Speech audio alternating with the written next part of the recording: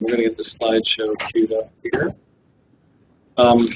This is Sarah Miro, the professor of the class, along with Kaylin Ayuk and Veronica Head, the two students who will be presenting the information. Great. Well, I guess I'll just very briefly introduce the class before I turn it over to Kaylin and Veronica. So this class is really focused on thinking about how we can plan for more sustainable communities.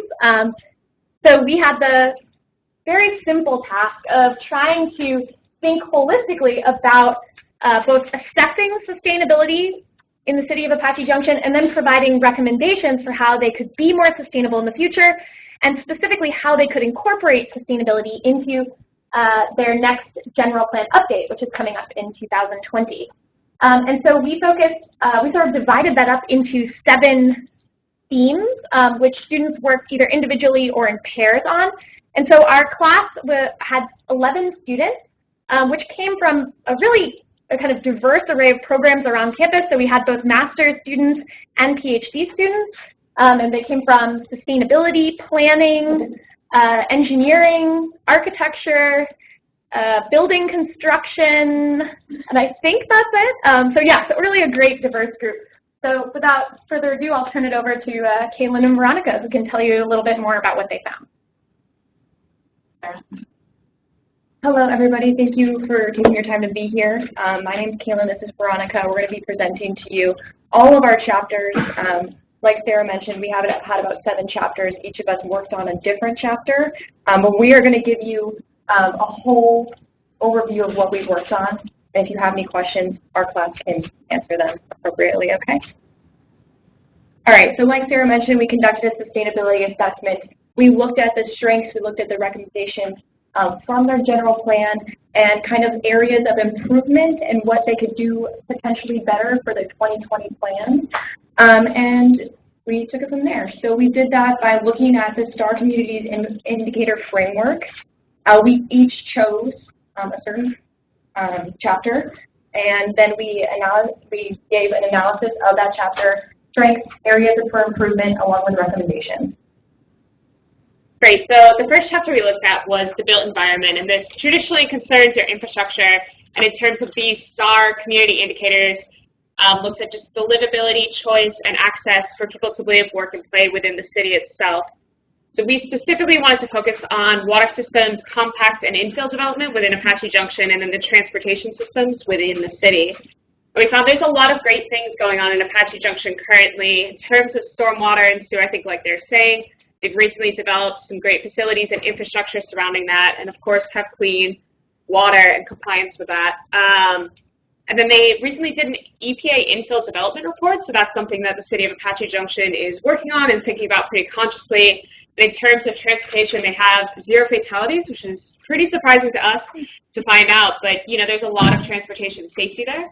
And then just looking at areas that we thought they could improve, there were some previous wastewater violations, and like a lot of Arizona communities, they're very dependent on groundwater. So that's something we looked at. And then they have some pretty low density development with, of course, unknown infrastructure, like most places within Phoenix, and then have lower rates for transit and pedestrian use. About 78% of people there commute alone to work and have higher commute rates because of their distance than what people have on average in Phoenix. So looking to build upon that, we looked at the general plan for the town of Buckeye, and they have a plan to diversify their water sources. So they're looking at adding tap sources and reclaimed water sources, and then managing all of that under a single system. Because like Apache Junction, they have several utilities within that area. And then we looked at taking a more organic approach to transportation. So there's a city in Brazil that has, without many resources, been able to develop a way to do busing within the system and really use existing resources without creating a financial burden for themselves. And then in terms of infill and development, we wanted to look at creating a sense of place for Apache Junction and pointed to Flagstaff. That's actually a city of relatively similar scale that's surrounded by national forests and a lot of natural resources. So they've been able to develop urbanized trails to connect people from downtown into their natural resources surrounding the city. And that's a common theme that you'll notice throughout this is connectivity. So next we looked at climate and energy, and this looks at attaining a sustainable community and a healthy and comfortable community in the future. So there are a few strengths in the last general plan. The general plan really wanted to explore incentives around green awareness programs, so create more of those sort of programs, and then develop an energy conservation plan. So allow more renewable energy to be used and incentivize that, as well as water conservation, so creating incentives for xeriscaping in new developments and redevelopment. But some areas that we think lacked were just a citywide assessment of future vulnerability. So if temperature increases or precipitation increases, what would happen to Apache Junction? And then related to that, kind of just creating an integrated action plan. So knowing what the vulnerabilities are, being able to create a plan to mitigate those effects before they happen, and having some of the data for that. So we found there were some data sources that were lacking when we did the assessment, like greenhouse gas emissions, that would be helpful moving forward in the future. With that in mind, our recommendations are to prepare for climate change.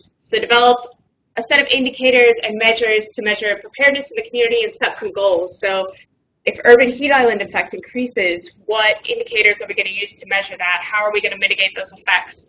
And then provide access to this climate and energy data, so to be able to measure all these things and then use that to track progress moving forward within the community. Alrighty, so in the economy and jobs chapter, we really wanted to utilize three assets that Apache Junction currently has.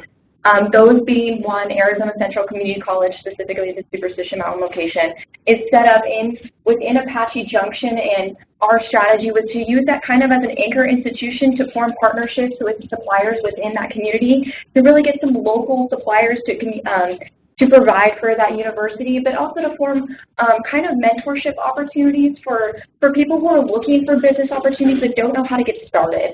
For people, youth and senior citizen opportunities. And in that report, there's multiple case studies that you guys can utilize for that. Also, some people may possibly see this as a weakness, but Apache Junction does have a big retirement population.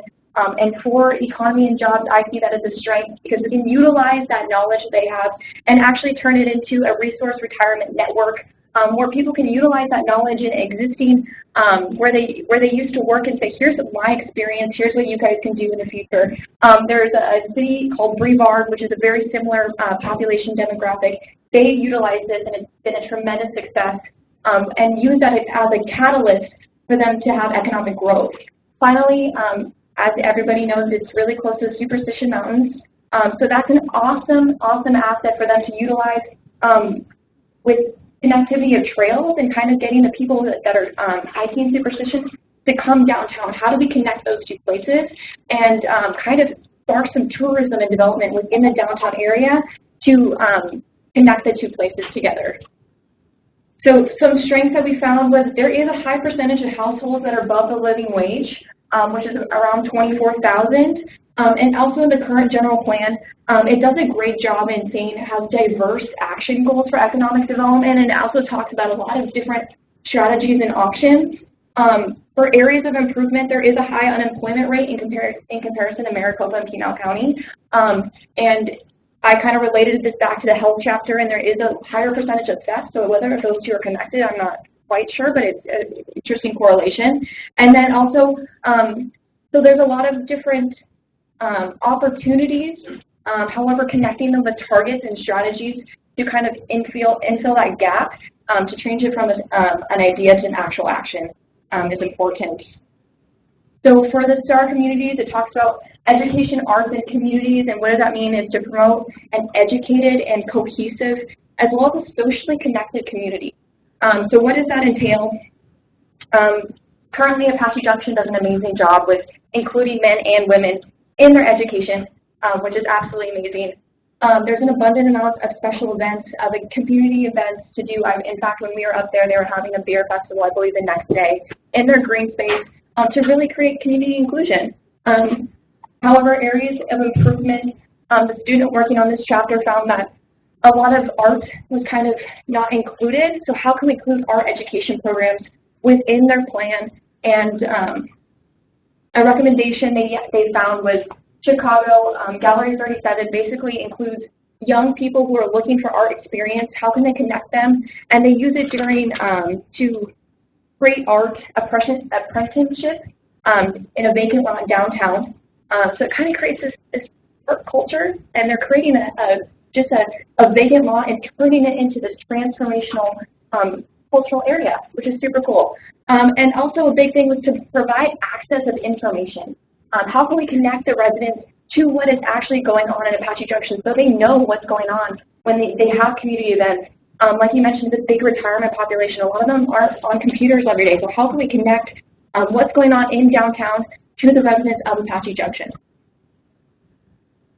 Great, so the next section looks at equity and empowerment in the community, and this is just looking at the fair, equitable, and just distribution of public services for everyone, as well as the implementation of public policy with the goal of creating more choices for those who have few. So we found there's some great things that happened in the last general plan. Community involvement was something that was mentioned and kind of held really true to Apache Junction within the plan. It was a common theme throughout, and they also had a goal in transparency in decision-making, so the city government wants to make sure that people know what their local government's doing, what's going on. And this section also looks a little bit at environmental justice, just in terms of who's environmentally impacted. Is that impact, inequitable or unfairly distributed to other people? We found there was a lot, in terms of environmental planning, Apache Junction was really conscious of pollution in general and air quality.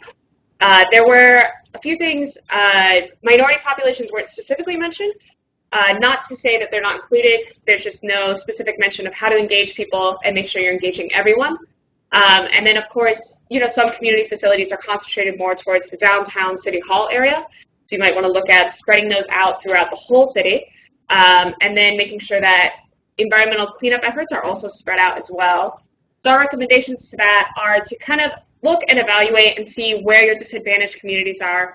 Are there areas where there's a lot of 55+ people with low transportation access living? Is there an area with a lot of minorities within it? And then taking those people and making sure that community meetings have a diverse representation range, so making sure all of your communities and all of your niche populations within Apache Junction are represented when decisions are made, and then providing information and resources to people. So residents themselves are very independent, but just making sure that you have a list of collective resources so everyone knows what's available to them.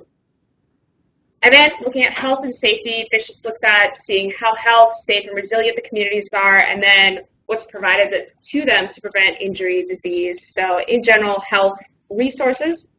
And Apache Junction has a great diversity of health services within the community. And in addition to that, there's a lot of nonprofits in the area.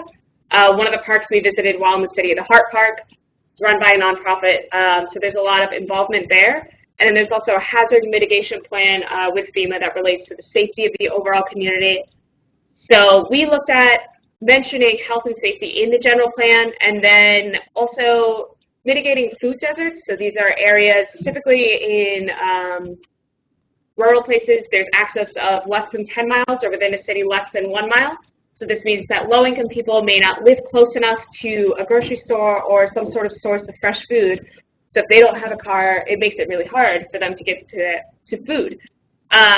We also looked at just accrediting emergency management services. So we suggested doing pop-up food markets, so something like a mobile food truck or small farmers markets that could rotate throughout the city, bring fresh food directly to restaurant or people, creating sort of a sense of community. And then creating a section that addresses health and safety in the next general plan would really make that paramount to the city, and incorporating law enforcement policies, so making sure law enforcement is accredited and covering all parts of the city. Last but not least, we have natural systems, which basically looks at how can we connect people to the natural environment, but also how can we bolster economic activity. So a couple things. So Apache Junction has over 64% of its land undeveloped, which is awesome. And it's right backed up by the Superstition Wilderness Preservation. So the city takes advantage of its many trails, but how do we connect those trails? There's inconsistencies in how we actually connect those things to downtown. And also from areas of improvement, low tree coverage. So shade is pretty important here, and also many natural land is owned by the state and federal government. So making sure that we can have partnered with state and federal lands to solidify long-term preservation, and also have a potential to partner with the Central Arizona Conservation Alliance So utilizing these partners to create a resilient future. Thank you. Any questions?